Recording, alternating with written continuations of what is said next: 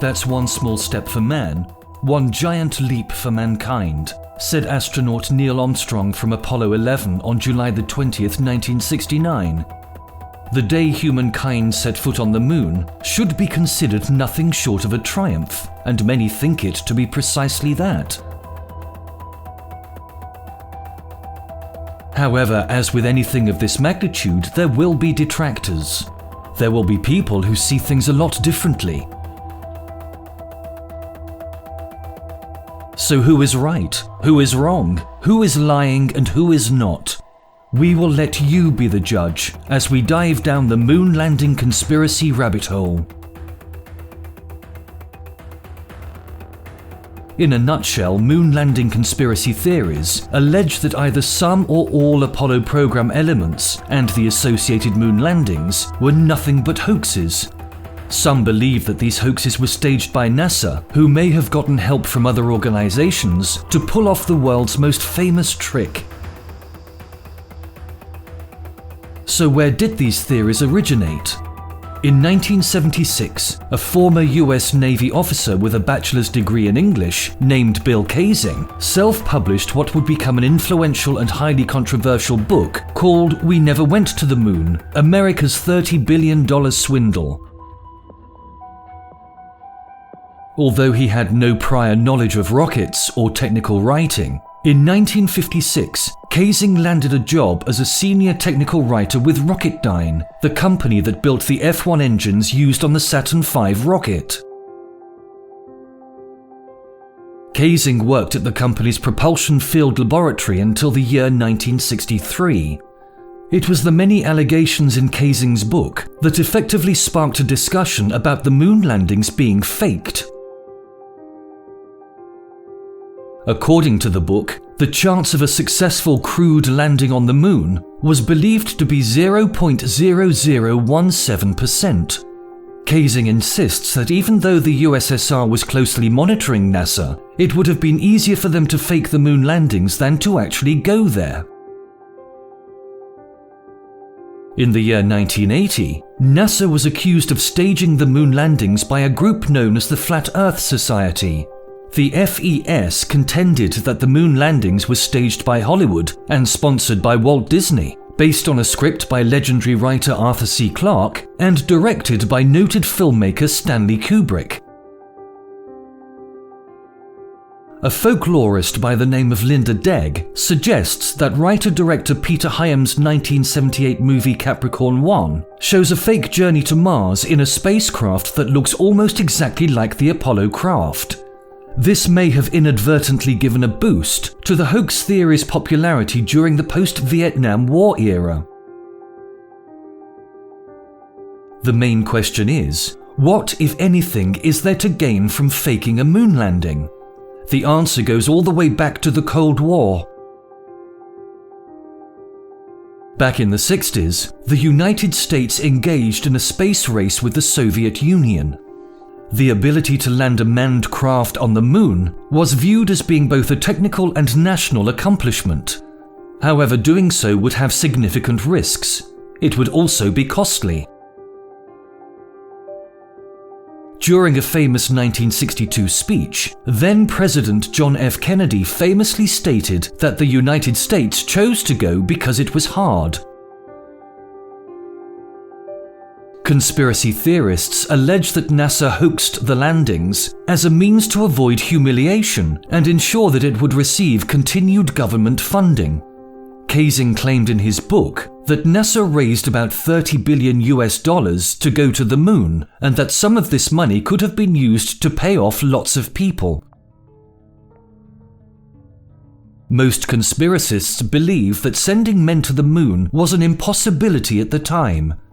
They maintain that the landings had to be hoaxed to fulfill Kennedy's 1961 goal, before this decade is out, of landing a man on the moon and returning him safely to Earth.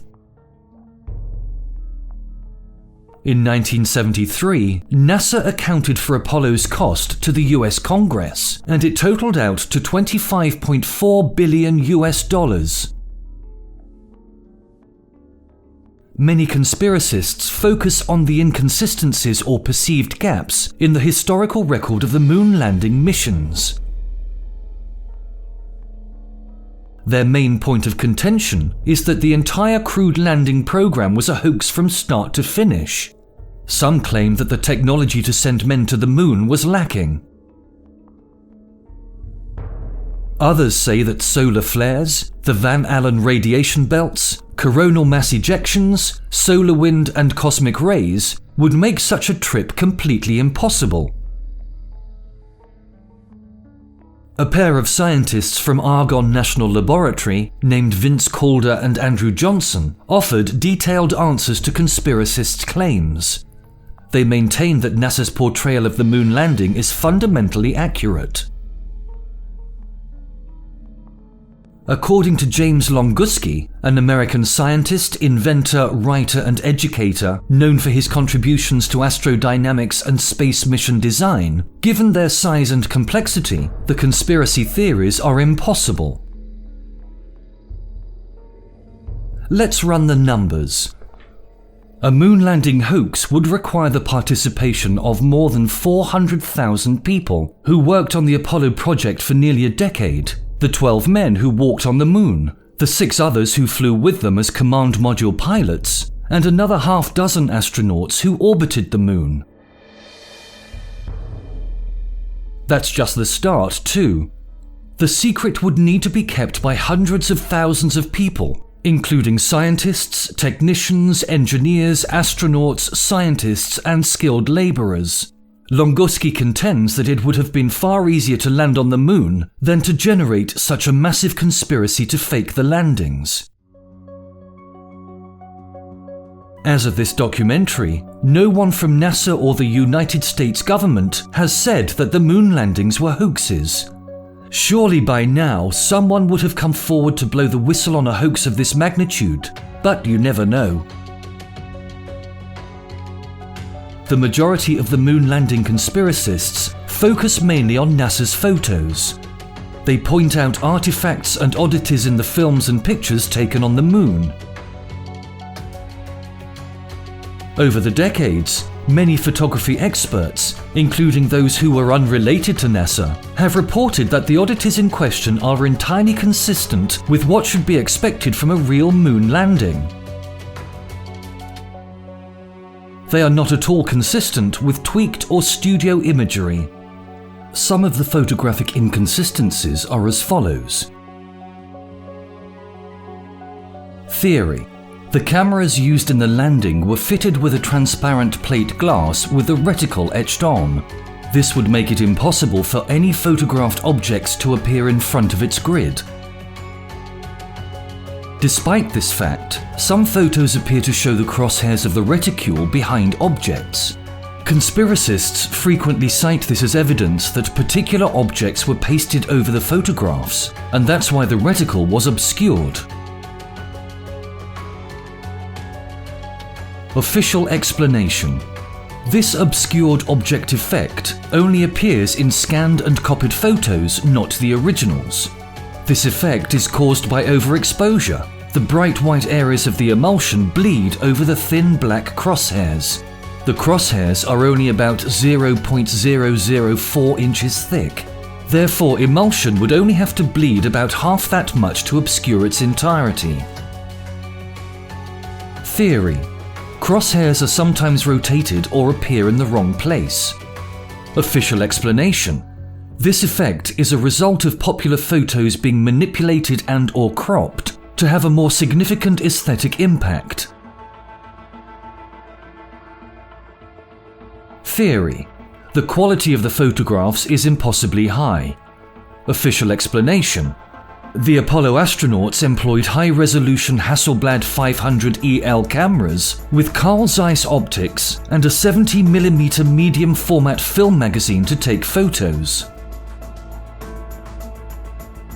Theory: the pictures have to be fake because there are no stars in any of the photos. Official explanation: whether you're examining photos taken from the space shuttle or even photos captured during sporting events being held at night, you'll notice that stars are rarely seen. The light from the sun in outer space, in the Earth-Moon system, is at least as bright as the sunlight that reaches the Earth's surface on a clear day at noon. Cameras used for imaging subjects illuminated by sunlight are set for daylight exposure. Simply put, the dim light of the stars cannot provide enough exposure to record visible images. All crewed landings happened during the lunar daytime. That is why the stars were outshone by the sun and by sunlight that was being reflected off the moon's surface. Theory: the angle and color of shadows are inconsistent, suggesting the use of artificial lights.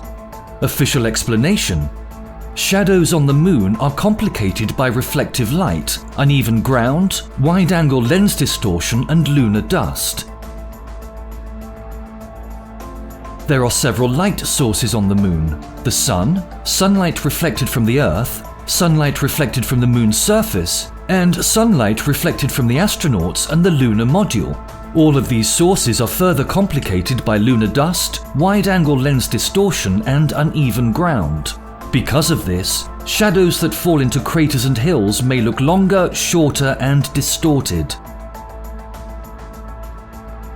Theory: identical backgrounds appear in photos which, according to their captions, were taken miles apart. This is clear evidence of a painted background. Official explanation: the backgrounds seen in the photos were similar but not identical. On Earth, objects that are further away will look less detailed and fainter. The moon has no atmosphere or haze to obscure objects. Therefore, mountains that could be many miles away will appear both clearer and nearer from different angles. Theory: the number of photos taken is questionably high. Speeds indicate that one image was taken every 50 seconds. Official explanation: simplified gear with fixed settings allowed 2 photos a second. The calculation of one image per 50 seconds was based upon there being a lone astronaut on the surface. It doesn't take into account 2 astronauts taking photographs at the same time during their extra-vehicle activity. Theory: the photos have strange artifacts, such as the 2 seemingly matching C's on a rock found on the ground. These have been labeled as possible studio props. Official explanation: the C-shaped artifacts are likely printing imperfections and don't appear in the original film from the camera.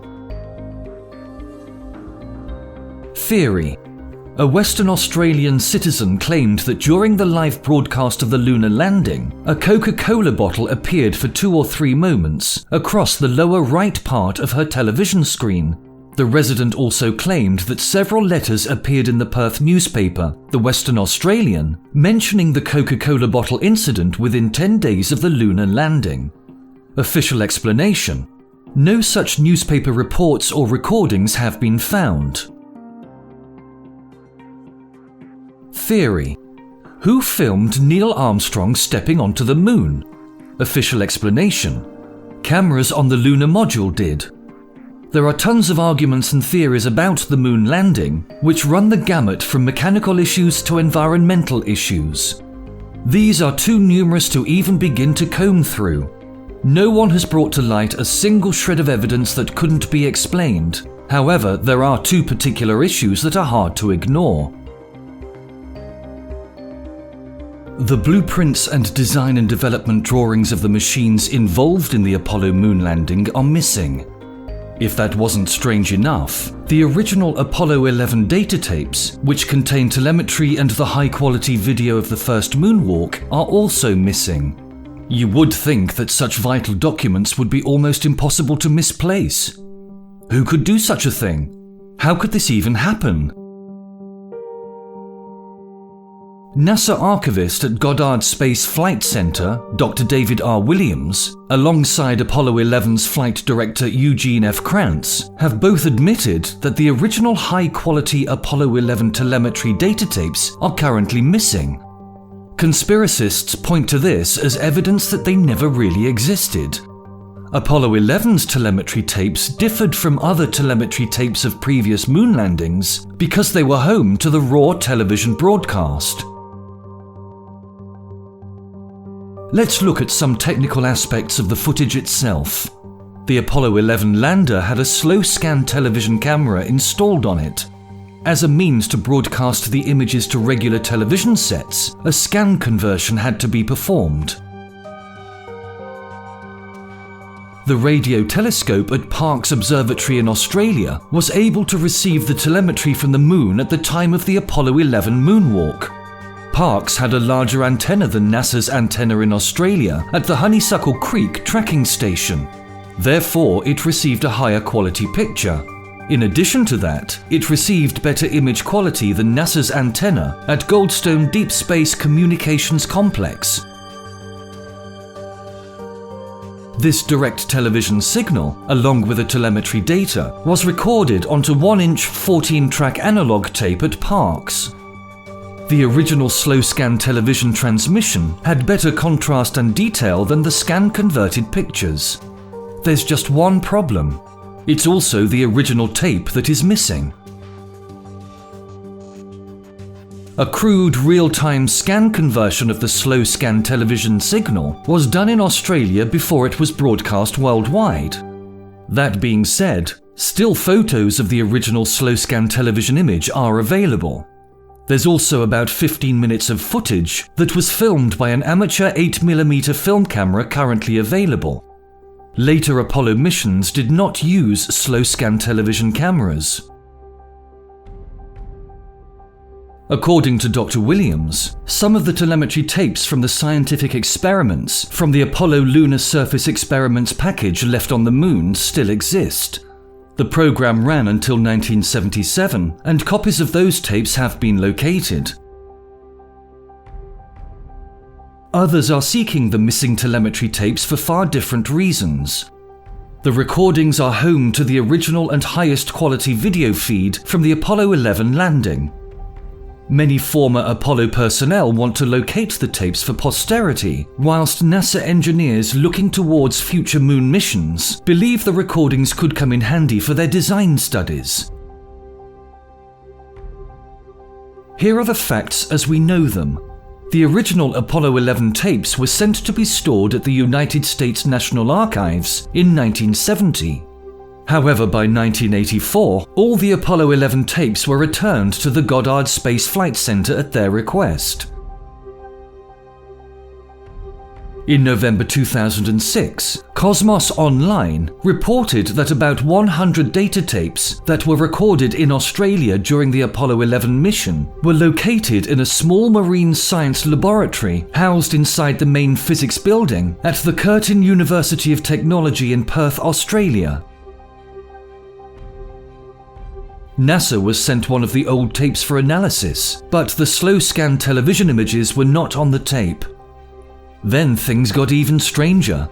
In July 2009, NASA suggested that it must have erased the original Apollo 11 moon footage years ago so that it could reuse the tape.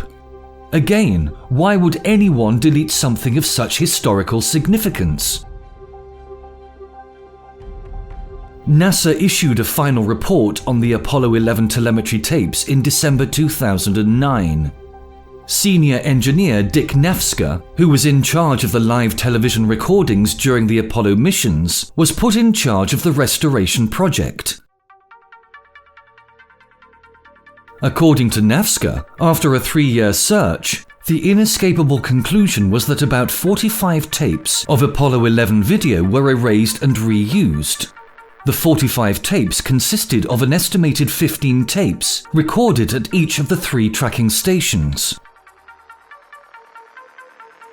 Was this human error or an unfortunate coincidence? We may never know. American conspiracy theorist Bart Sibrel cites the relative level of the United States and USSR space technology as evidence that the moon landings could not have happened. For much of the early stages of the space race, the USSR was ahead of the United States, yet in the end, the USSR was never able to fly a crewed craft to the moon, let alone land one on the surface. It is argued that, because the USSR was unable to do this, the United States should have also been unable to develop the technology to do so. Sibrel claims that during the Apollo program, the USSR had 5 times more crewed hours in space than the United States, and notes that the USSR was the first to achieve many of the early milestones in outer space. However, most of the Soviet milestones were matched by the United States within a year, and sometimes within weeks. In 1965, the United States started to achieve many firsts, such as the first successful space rendezvous, which were essential steps in a mission to the Moon. In terms of spacecraft hours, the USSR had 460 hours of spaceflight. The United States had 1,024 hours. In terms of astronaut and cosmonaut time, the USSR had 534 hours of crewed spaceflight, and the United States had amassed 1,992 hours. By the time of Apollo 11, the United States had a lead much more extensive than that. Moreover, the USSR didn't develop a successful rocket capable of a crewed lunar mission until the 80s. Their N-1 rocket failed on all 4 launch attempts between 1969 and 1972. The Soviet LK lunar lander was tested in uncrewed low Earth orbit flights 3 times in 1970 and 1971. In a televised program about the moon landing hoax allegations, Fox Entertainment Group listed the deaths of 10 astronauts and 2 civilians related to the crewed spaceflight program as part of an alleged cover-up. All of the deaths they cited, except for one, occurred at least 20 months before Apollo 11 and subsequent flights. As of November 2018, 4 of the 12 Apollo astronauts who landed on the Moon between 1969 and 1972 are still alive, including Buzz Aldrin. 9 of the 12 Apollo astronauts who flew to the Moon without landing between 1968 and 1972 are still alive, including Michael Collins. The number of deaths within the American astronaut corps during the run-up to Apollo and during the Apollo missions is similar to the number of deaths incurred by the Russians. During the period 1961 to 1972, at least 8 Russian serving and former cosmonauts died. Has NASA ever formally responded to all of the hoax allegations? Yes, they did. In June 1977, NASA issued a fact sheet responding to recent claims that the Apollo moon landings had been hoaxed. The fact sheet is unusually blunt and regards faking the moon landings to be absurd and outlandish. NASA refers to the rocks and particles collected from the moon as being evidence of the program's legitimacy, as they claim that these rocks could not have been formed under conditions on Earth. NASA also notes that all of the operations and phases of the Apollo program were closely followed and under the scrutiny of the news media from liftoff to splashdown. NASA responds to Bill Kaysing's book We Never Went to the Moon by identifying one of his claims of fraud regarding the lack of a crater left on the moon's surface by the landing of the lunar module, and refuting it with facts about the soil and cohesive nature of the surface of the moon. The fact sheet was reissued on February 14, 2001, the day before the Fox television broadcast of Conspiracy Theory, Did We Land on the Moon? The documentary reinvigorated the public's interest in conspiracy theories and the possibility that the moon landings were faked, which has provoked NASA to defend its name once again. Legendary filmmaker Stanley Kubrick has been accused of having produced a good portion of Apollo's 11 and 12's footage, probably because he had just directed 2001: A Space Odyssey. Kubrick's film is set partly on the moon, and it featured advanced special effects for its time. Conspiracists claim that when Kubrick was in post-production on 2001 in early 1968, NASA secretly approached him to direct the first 3 moon landings. Whilst the launch and splashdown would be authentic, the spacecraft would never leave Earth's orbit. The fake footage would be broadcast as live from the moon. There's never been official evidence to support this theory, which overlooks many facts. Kubrick's movie 2001 was released before the first Apollo landing. Kubrick's depiction of the moon's surface significantly differs from the way that it appeared in the Apollo footage. The movement of characters whilst on the moon in 2001 is vastly different from that of the filmed behaviours of the Apollo astronauts. In addition to that, the fictitious moon itself doesn't resemble an environment with 1/6 the gravity of Earth. Several scenes in 2001 show dust billowing as the spacecraft landed. The vacuum-like environment of the moon would make the scattering of dust an impossibility. Kubrick did hire Frederick Ordway and Harry Lang, who had worked for NASA and major aerospace contractors, to work with him in 2001. Kubrick also utilized some leftover lenses from a batch made by Zeiss for NASA. Kubrick only got this lens for his 1975 film. The lens was initially crafted to be a still photo lens. As a result, changes had to be made to it to be used for motion filming. An article entitled "Stanley Kubrick and the Moon Hoax" appeared on the computer message service Usenet in 1995.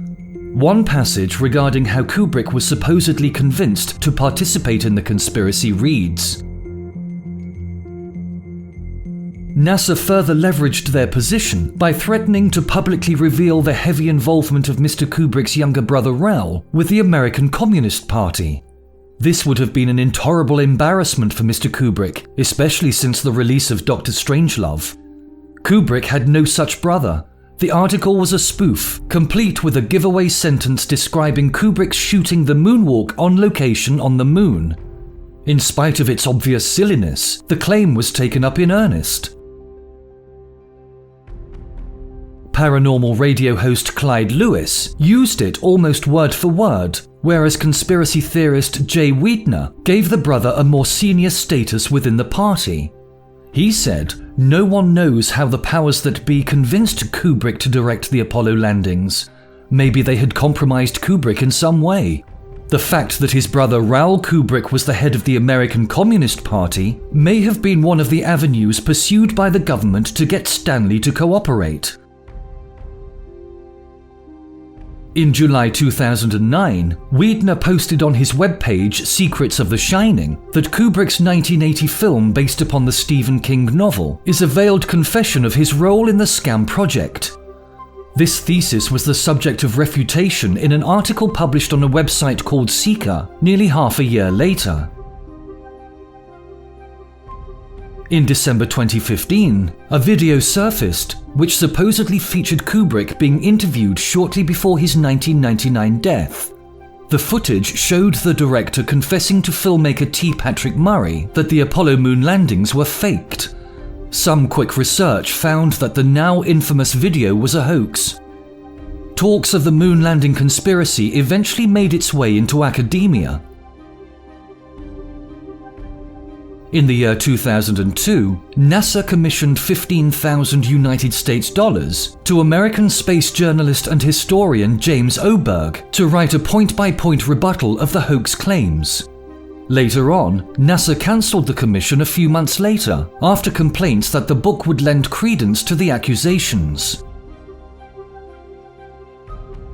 Oberg says that belief in the hoax theories is not the fault of the conspiracists, but rather that of teachers and people, including NASA, who should provide information to the public. He hopes one day to finish his book. In the year 2004, Ken Skeldon and Martin Hendry of the University of Glasgow were awarded a grant by the United Kingdom-based Particle Physics and Astronomy Research Council to investigate the various moon landing conspiracy theories. In November 2004, they gave a lecture at the Glasgow Science Centre where the top 10 claims by conspiracists were individually addressed and thoroughly refuted. Investigation of moon landing conspiracies have been featured on several popular television programs over the years and has even become a part of pop culture. A 2008 episode of Mythbusters was dedicated to the moon landings. The Mythbusters crew tested many of the conspiracists' claims. Some of their tests were even conducted in a NASA training facility. All of the conspiracists' allegations examined on the show were labeled as having been busted, meaning that the conspiracists' claims were not valid. Moon landing conspiracists insist that observatories and the Hubble Space Telescope should have the ability to photograph the landing sites on the moon. This allegation directly implies that the world's major observatories and the Hubble program are complicit in the hoax by refusing to take photos of the landing sites. Pictures of the moon have been made by Hubble, including at least 2 Apollo landing sites. However, the Hubble resolution limits viewing of lunar objects to sizes no smaller than 60 to 75 yards, which is insufficient to see the features of any landing site. In April 2001, Leonard David published an article on the website space.com that showed a photo taken by the Clementine mission, a joint space project between the Ballistic Missile Defense Organization and NASA. The image showed a scattered dark spot at the site identified as being the landing site of the Apollo 15. The evidence was noticed by Yuri Shkuratov of the Kharkiv Astronomical Observatory in Ukraine and Misha Kreslavsky of the Department of Geological Sciences at Brown University. According to Bernard Foying, chief scientist of the European Space Agency, their uncrewed probe, SMART 1, sent back photos of the landing sites. During an interview on the website, Foying said, given SMART 1's initial high orbit, however, it may prove difficult to see the artifact. Alex R. Blackwell of the University of Hawaii pointed out that some 2002 photos taken by Apollo astronauts whilst in orbit around the moon show the landing sites. In 2002, a United Kingdom newspaper, the Daily Telegraph, published an article saying that European astronomers at a telescope facility operated by the European Southern Observatory, called the Very Large Telescope, would use their technology to view the landing sites. According to the story, Dr. Richard West said that his team would take a high-resolution image of one of the Apollo landing sites. Noted conspiracist Marcus Allen answered that no photos of hardware on the moon would convince him that crewed landings had ever happened. The telescope was used to image the moon and provided a resolution of 430 feet, which was not good enough to resolve the 14-foot wide lunar landers or their long shadows. The Selene Moon Orbiter was launched from Tanegashima Space Center on September 14, 2007 by JAXA, the Japan Aerospace Exploration Agency. Selene orbited the moon at about 62 miles altitude. JAXA reported during May 2008 that they had detected the halo generated by the Apollo 15 lunar module engine exhaust from a terrain camera image. A three-dimensional reconstructed photo matched the terrain of an Apollo 15 photo taken from the moon's surface. On July 17, 2009, NASA released low-resolution engineering test photos of the Apollo 11, Apollo 14, Apollo 15, Apollo 16, and Apollo 17 landing sites that have been photographed by the Lunar Reconnaissance Orbiter as part of the process of starting its primary mission. The images show the descent stage of the landers from each mission on the moon's surface. Whilst the scientific community as a whole has enjoyed the LRO images, they have not done anything to convince conspiracists that the landings happened. On September 1, 2009, India's lunar mission Chandrayaan-1 took photos of the Apollo 15 landing site as well as tracks of the lunar rovers. The Indian Space Research Organisation launched its uncrewed lunar probe on September 8, 2008 from Satish Dhawan Space Centre. The photos were taken by a hyperspectral camera fitted as part of the mission's image payload. In 2010, China launched its second lunar probe, the Chang'e 2. The probe has the ability to photograph the lunar surface with a resolution of up to 4.3 feet. It also spotted traces of the Apollo landings. But what about the moon rocks brought back to Earth? The very objects that NASA touts as irrefutable proof. Could they be fake? During its lifespan, the Apollo program collected 840 pounds of moon rocks during its 6 crewed missions. Analyses by scientists worldwide all agree that these rocks came from the moon. No published accounts in peer-reviewed scientific journals exist that dispute this claim. The Apollo samples are easily distinguishable from both meteorites and Earth rocks. They show a lack of hydrous alteration products, show evidence of having undergone impact events on an airless body, and have unique geochemical traits. Furthermore, most are more than 200 million years older than the oldest Earth rocks. NASA's moon rocks also share the same characteristics as Soviet samples. Conspiracists argue that Marshall Space Flight Center director Wernher von Braun's 1967 trip to Antarctica, which took place about 2 years before the Apollo 11 launch, was made to gather lunar meteorites that were to be passed off as fake moon rocks. Von Braun was a former SS officer who was detained by the Gestapo.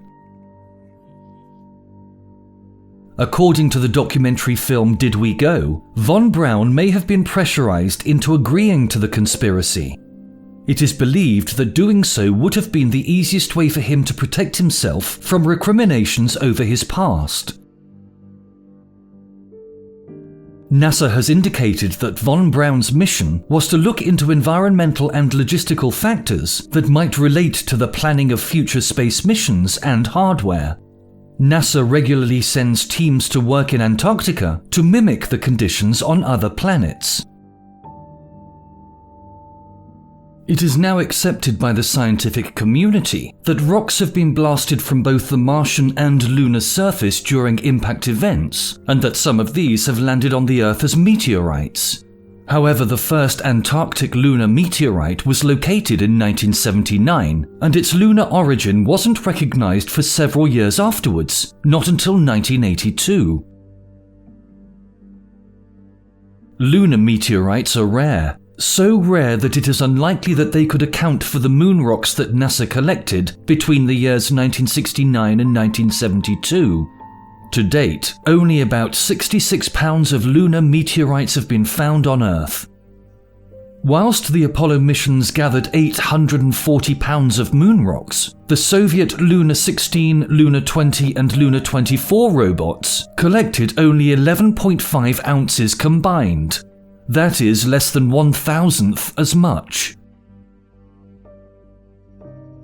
On the moon rock's makeup, Kaysing once inquired, why was there never a mention of gold, silver, diamonds, or other precious metals on the moon? Wasn't this a viable consideration? Why was this fact never discussed in the press or by the astronauts? Geologists know that gold and silver deposits on Earth are the result of hydrothermal fluids action concentrating the precious metals into veins of ore. Since in 1969 water was thought to be absent on the moon, no geologist discussed finding these on the moon in any significant amount. Aside from NASA, several individuals and groups have tracked the Apollo missions as they transpired. On later missions, NASA shared information with the public explaining when and where the spacecraft could be sighted. Flight paths were followed using radar, and the crafts were sighted and photographed using telescopes. In addition to that, radio transmissions between the astronauts on the surface and in orbit have been independently recorded. According to scientists, retroflectors from the Laser Ranging Retroflector experiment are evidence that there were landings. Retroflectors are mirrors used as targets for Earth-based tracking lasers. Lick Observatory tried to detect from Apollo 11's retroflector, whilst Armstrong and Aldrin were still on the Moon, but they didn't succeed until August 1st, 1969. The Apollo 14 astronauts deployed a retroflector on February 5, 1971, and McDonald Observatory detected it the same day. The Apollo 15 retroflector was implemented on July 31, 1971, and was recognized by McDonald Observatory within a few days. Smaller retroflectors were also put on the Moon by the uncrewed Russian lunar rovers Lunokhod 1 and Lunokhod 2. We've talked a lot about conspiracy theories and alleged scientific facts. What does the public at large believe? In a 1994 poll by The Washington Post, 9% of the respondents said that it was possible that astronauts didn't go to the Moon, and another 5% said that they weren't sure. A 1999 Gallup poll indicated that 6% of the Americans polled doubted that the moon landings happened. 5% of those surveyed gave no opinion. For the most part, this roughly matches the findings of a similar 1995 poll from Time and CNN. Fox network officials say that skepticism rose to about 20% after the February 2001 airing of their network's television special, Conspiracy Theory: Did We Land on the Moon? The Fox program was watched by about 15 million viewers. Many believe that it was this television special that fostered and promoted the hoax claims. A 2000 poll conducted by the Public Opinion Foundation in Russia found that 28% of those polled didn't believe that American astronauts had landed on the Moon. This percentage is nearly equal in all social demographic groups. A 2009 poll held by the United Kingdom's Engineering and Technology magazine found that 25 of those surveyed didn't believe that men landed on the Moon. Another poll indicates that over 20% of 18 to 25-year-olds surveyed weren't sure if the moon landings transpired. There are subcultures worldwide that encourage the belief of fake moon landings. By the year 1977, the Hare Krishna magazine Back to Godhead called the landings a hoax. The publication claimed that since the Sun is 93 million miles away, and according to Hindu mythology the Moon is 800,000 miles further away than that, the Moon would be nearly 94 million miles away. To travel that span in just 91 hours would require a speed of over 1 million miles per hour, a patently impossible feat even by the scientists' calculations. Ouch, it hurts even trying to think about that. James Oberg of ABC News said that the conspiracy theory is taught in Cuban schools and wherever Cuban teachers are sent. A poll conducted in the 70s by the United States Information Agency in several countries including Latin America, Asia and Africa found that most respondents were unaware of the moon landings. Many of the others dismissed them as propaganda or science fiction, and many thought that it had been the Russians that landed on the moon. In 2019, Ipsos, a global leader in market research, conducted a study for C-SPAN to assess the level of belief that the 1969 moon landing was faked. 6% of respondents believed it was not real, but 11% of millennials were the most likely to believe it was not factual.